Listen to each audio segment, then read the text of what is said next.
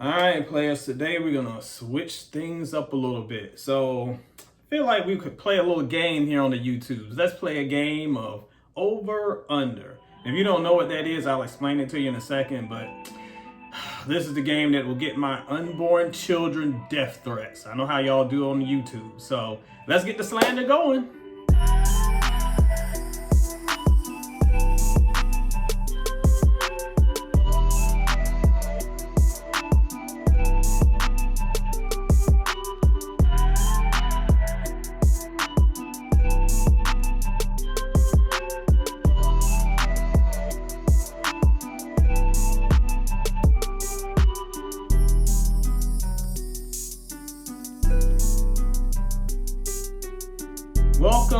Welcome to another edition of the Soul and Stereo Sessions here on YouTube. So thanks for joining your boy yet again. And as I said up at the top, we're going to do a little over under today. So here's how it happens. Over on Facebook, we have a little group called the Soul and Stereo Cipher. I know Facebook is the devil, blah, blah, blah, kill Zuckerberg. I know how y'all do.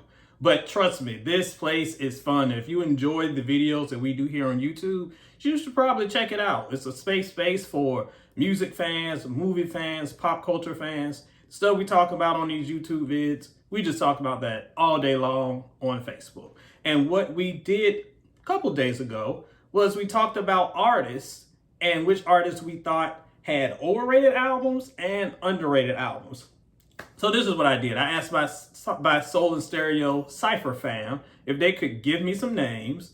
I got a whole bunch of names, and I'm going to put those names right up in here in my Charlie Wilson hat. Shooby-dooby-dwee, tweet, tweet. Ooh-wee. You know how Uncle Charlie do. I'm going to put those names right up in this hat, and I'm going to draw them out. And when I pick out a name, I will say what I believe will be that artist's most overrated album and their most underrated album. But before we get started, you know how it goes here. If you're watching and you haven't done it yet, make sure you hit subscribe. Make sure you hit like. When you're done, make sure you share it. Give your boy some love because I appreciate all the love. And after this video, I'm going to need some love. So what I'm going to do right now is I have a bunch of names written on a bunch of index cards. I'm going to throw them all up in Uncle Charlie's hat. Ooh-wee. Up in here.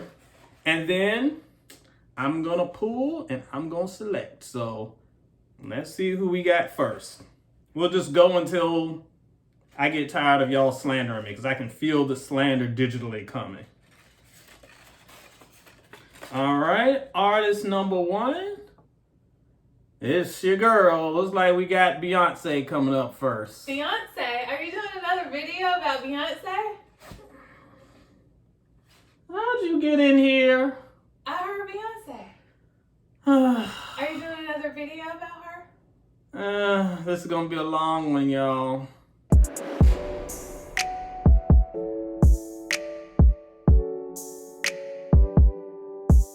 All right, let's get started with Beyoncé. I have to be on my P's and Q's because, you know, we got visitors listening. So, Beyoncé's most underrated album. If you know me, if you've already seen our Beyoncé video here on YouTube, you know the answer to this. Yes, we all know the answer.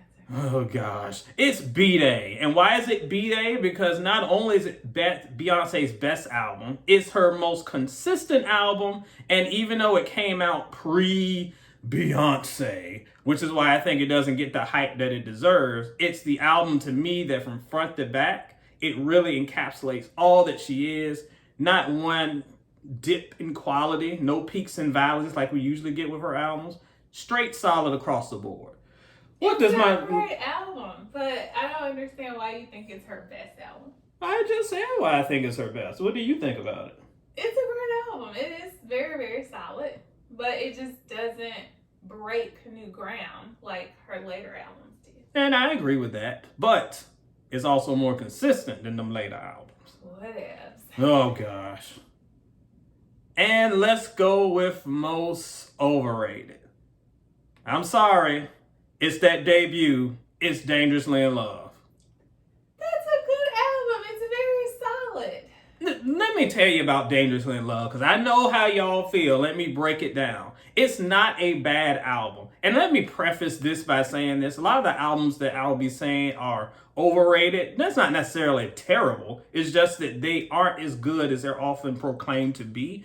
And I feel like this album is a case of people remembering the singles and a couple of really good album cuts. But when you look at the track list, I think maybe from track 6 to like maybe 10 or so I can get with. It's only half the album I can rock with. The rest, a bunch of forgettable album cuts or singles that are kind of overrated. Some of them don't age as well as y'all remember them. Whatever. I can still listen to that album front to back today. You rocking Naughty Boy and Naughty Girl and Baby Boy? I can't get it right.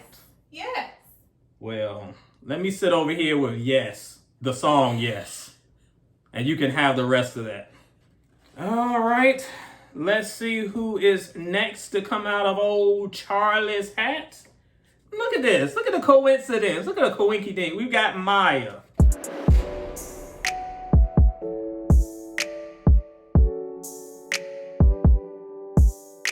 Now, if you visit soulandstereo.com, you can see that I just ranked all of Maya's albums on the website. You can go check that out right now. So that means I am the expert on all things Maya. This is the perfect opportunity. I don't know who threw that name in there, but thank you for shouting out the site. Appreciate your player.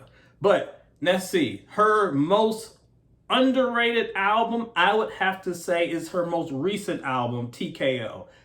If you go and check out the review that I did of her and her rankings, you'll see that her most prominent albums, the ones that y'all probably remember the most, are pretty uneven. They're a little Dangerously in Love-ish-y, if you feel what I'm saying. Because they are, actually let me keep my voice down before we get another visitor. But those albums have their high moments and they have great singles, but not really much beyond that. And that's the problem with her, a lot of the stuff. And we'll get to that with Overrated in a minute. But this album, TKO, just from front to back, really solid. Along with her Smooth Jones project, that's another album that gets a lot of love. That one got a Grammy nom, so I didn't want to call that, underrated. But this one, if you haven't heard TKO, give it a check out. Now, let's talk Overrated.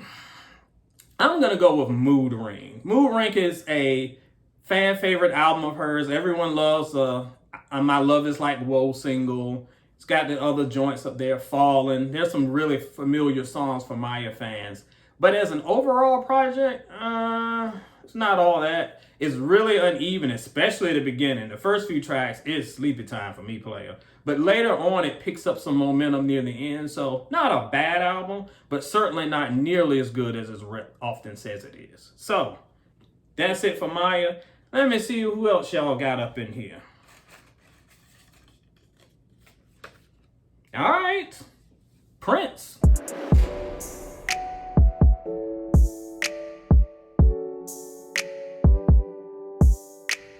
Okay, for Prince, once again, I have ranked all of his albums, all 30-something, over on soulandstereo.com. Go check that out. I think you'll enjoy that. Actually, please check that out because that was a big chunk of my life. That was a ton of Prince albums to listen to. So again, I can be the authority on Prince.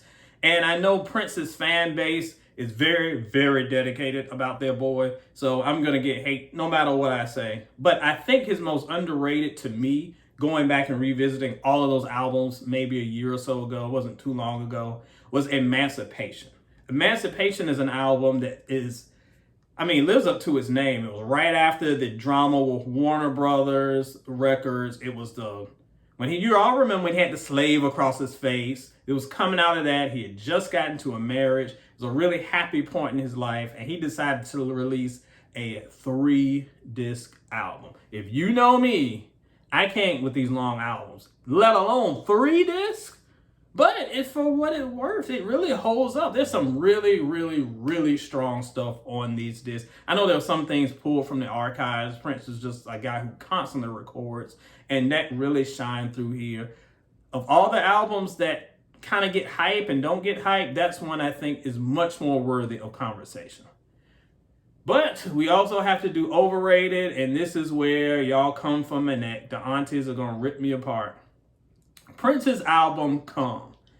I don't like it, y'all. I know it has an infamous reputation. I know the production is the most interesting thing about it. It's really funky. It's different. It's very unique. It's very experimental. But playa, these lyrics. It's just, Prince can always be a little over the top at times, but this time, I'm like, playa, dial that thing back. It ain't gotta be that serious. It's a little too gratuitous. It's a little too silly. Some great songs, but overall, I don't think it's nearly as good as the hype proclaims it to be. But let's see who we've got next. Oh, look, me and Mariah go back like babies and pacifiers.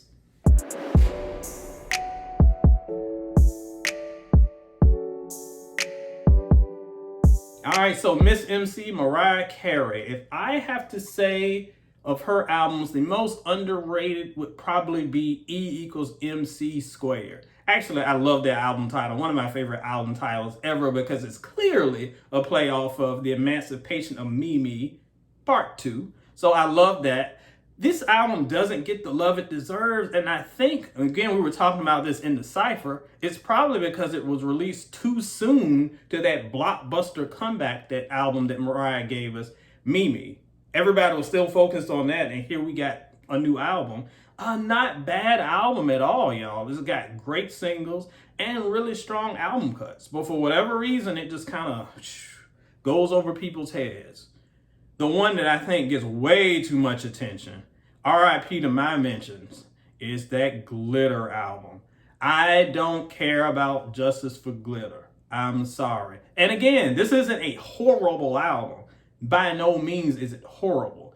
And I think that their fan base has created this narrative that like, oh, this album was just it's a travesty that people didn't take it seriously. We're going to get it to the top of the charts. And this album is great. Blah, blah, blah. The album's okay, y'all. I'm sorry.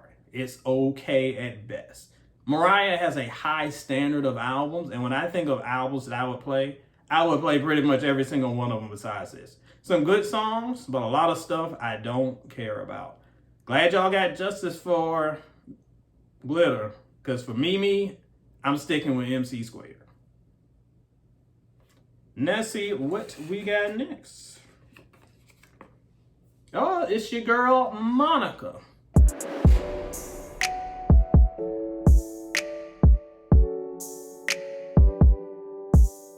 All right, for Monica, I think for most underrated, I'm going to go with her most recent album, 2014's Code Red. I don't know if we're ever getting that album that's supposed to be coming for the past 4 or 5 years now. I mean, poor Monica. The album that was supposed to be slated pre-pandemic is just like everything else pre-pandemic, it's just floated into dust, Thanos style. So if we don't get anything soon, we can still rock with I'm about to say After the Storm. Not After the Storm, Code Red. Code Red is a great album to me that I think just gets a little lost in the shuffle because it didn't have that strong signature song. I love the song with Lil Wayne. I thought, a great single, but most people don't really gravitate toward it. Between that and some really, really strong album cuts, I thought that was one of the better R&B releases that year. Even though it doesn't quite get the love it deserves, show us some love, it's solid. For Overrated, that one's tough because Monica really doesn't have too many bad albums and few are really considered overrated. I would navigate myself towards New Life, and I don't know if New Life is one that even people really celebrate, but your boy out of options here. We're going to go with New Life. New Life is by far my least favorite Monica album. Love you, Mo, but I won't feel in this one. It was too sleepy. It was too slow. She had the little song with Brandy trying to recapture the boy's mind magic. That didn't work. It was just a lot of stuff that she tried that just didn't work well. And again, a great talent, well-sung songs, not well-said songs, because I can't get that right. Well-sung songs, but nothing that I would want to revisit.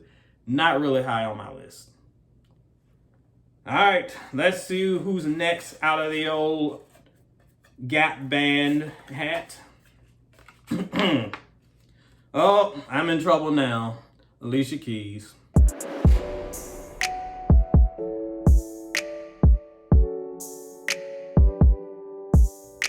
This one's actually pretty easy. So for underrated, easily the Element of Freedom. I don't know why y'all hate this album. Why do people hate this album? It's one of the best albums she's put out. Maybe it's because it came out around the time of the stuff with the Swiss Beats and the Mashonda and the family issues, and all the black women got mad at her, and understandably so. But that aside, I'm focusing only on the music.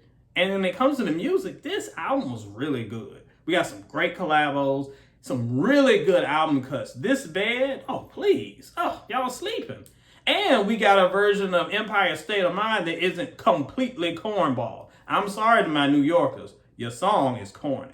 So this album by far is her most underrated work. I don't know why nobody gives it a chance. Listen to it right now. Well, listen to it when this video ends. But then check it out. I think you'll enjoy it in hindsight. Just don't think about all the family drama.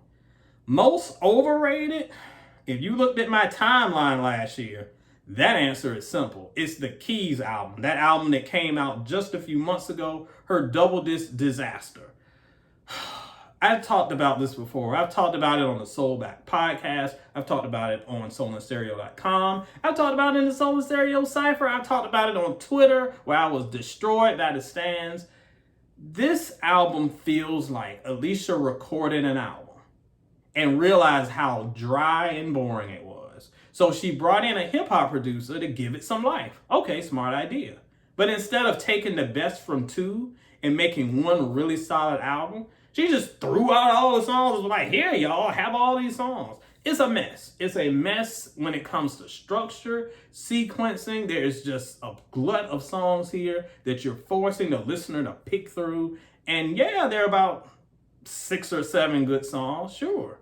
But then there's also like 15 horrible ones. So that is not a great listening experience. I'm sorry for you people who just pick and choose stuff for your playlist.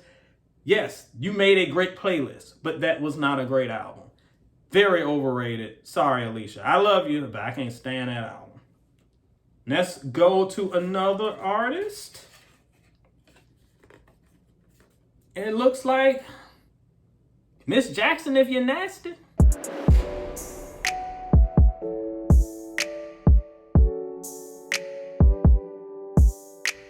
All right, so Janet. Most underrated album I might have to say is, y'all gonna get mad about this. I love it. So 20YO. This album, oh man.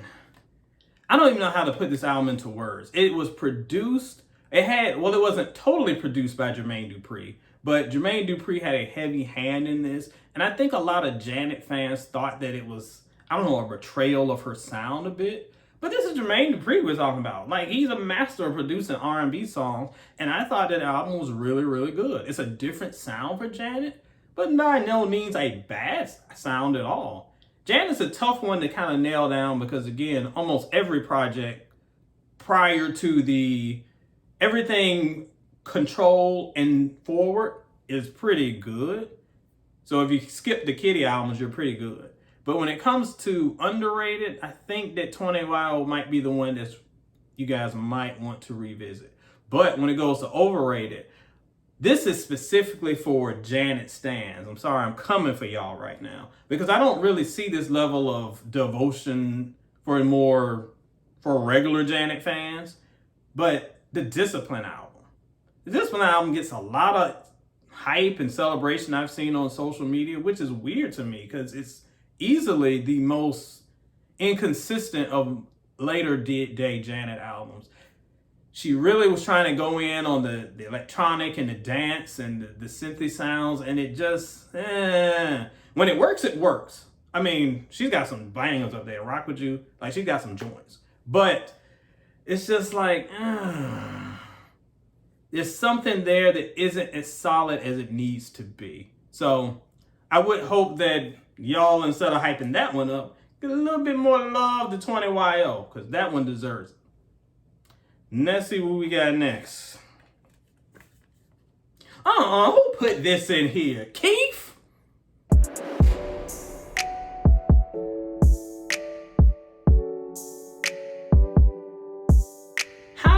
I supposed to say which album is overrated or underrated for Keith Sweat? There is no underrated. There is no overrated. They're all banging. They're all bangers. Every one of them. Classics. Classics. But if I want to be unbiased reviewer, Ed, I guess I got to pick one. Underrated, let's say we will go with Just Me, the 2008 album that Keith put out. And quite honestly, it's easy to see why so many people miss this album. Because, I mean, this is, quite frankly, after Keith's heyday. So this was late 2000s, and it kind of like went under the radar. But if you ask me, I think it's a top 5 Keith Sweat album. It is so good from front to back. He brought back Teddy Riley. He had some great songwriters. I think Lucky Day kind of is early Lucky Day had a hand in a few songs here. This album is really solid. And even if you aren't a Keith Sweat aficionado like myself, and if you just like that style of R&B, I think you'll find a lot to love here. It's a very well-rounded album, so give that one some love. Overrated, I guess we can do Keep It Coming. Keep It Coming is a great album. It's great. And when I think back on it, a lot of people celebrate it because this album, unlike Just Me, came from the Keith era. This is like 91. Keith's still at his peak. So this one gets a whole lot of love. But when you look back, even though it's good, I don't think it's as great as people claim it is. It has a good short run time. It's one that has grown on me over the years, even more and more. It kind of stands up. But when you're talking about Keith's best albums, people bring that one up a lot. And I'm like, I think that's your early 90s nostalgia talking. He beat that one a lot more. Great album, but a little overrated, I would say. All right, who is next? I guess we'll do a couple more. Jon B. Look at that.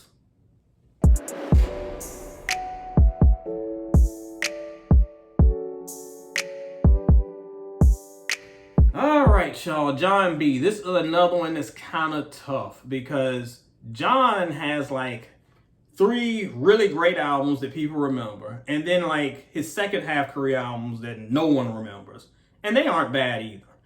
So for underrated, I'm gonna say, and some people will say it's not underrated, but I think it's underrated to music lovers at large, is Pleasures You Like, his 2001 album. This album is very good, and in my opinion, his second best work to date. Can't reach Cool Relax levels, but it is pretty solid on its own. It was cursed with some poor promotion. A lot of people didn't know about it. He had the Don't Talk single, and then after that, it kind of floated away. So people, there has kind of gained kind of a underground cult following in the years since. So I'm sure some of you watching this video are like, oh no, that album isn't underrated at all. It's great. I've been loving this since 2001. Well, but there are a lot of fans who didn't even know it existed. So I'm going to say that it's underrated and definitely worthy of checking out. Let Me Get Shot, Catch Some Bullets, Catch Some Strays. I'm going to say his debut. I'm going to say Bonafide. I'm going to get kicked off the internet. And listen, before you tear my comments up, the album is great. I mean, 4 stars out of 5 great. I think it's great. I just don't think it's his best album. And a lot of people consider it to be. I think Cool Relax, I think Pleasures You Like, and I think Bonafide. So, great album for sure. It's a little sleepy time a little bit in there. So, if you take that away, it's very strong, but it has its flaws. It's a great debut. Just wouldn't call it the best. So, I'll slide that in the overrated pile. But no, not a bad album. Not a bad album. Let's do one more because I think I've got enough ammunition to get me locked up for the day. Oh, and this one's interesting. Boyz II Men.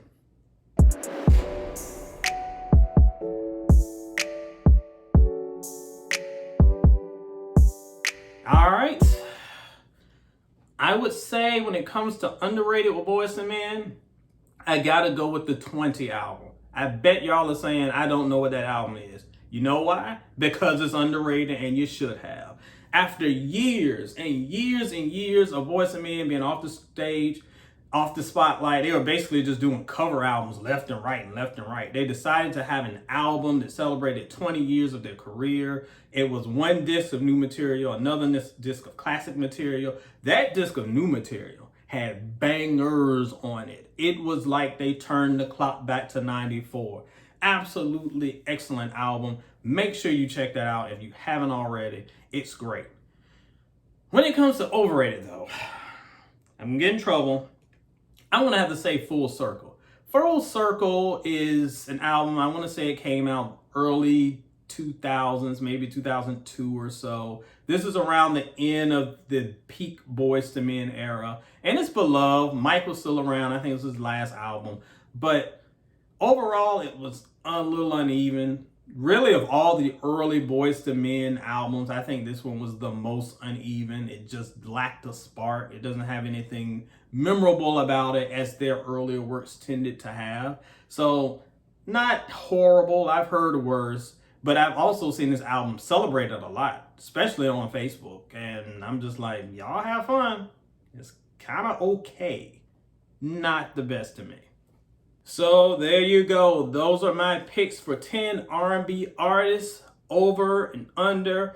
We'll see how it goes. I had a whole lot more names up in my hat. So if we want to do this again, let me know if y'all want to shout it out. We can add some more names. We can throw some more in. And I also got to show my sisters and brothers in the hip-hop world some love. You know I have some thoughts about some overrated and underrated hip-hop joints. So if you would like those, let us know in the comments. And let me know what you thought of the albums that we talked about today. Are there some that you thought were way more overrated? Or you think there are others that are way more underrated?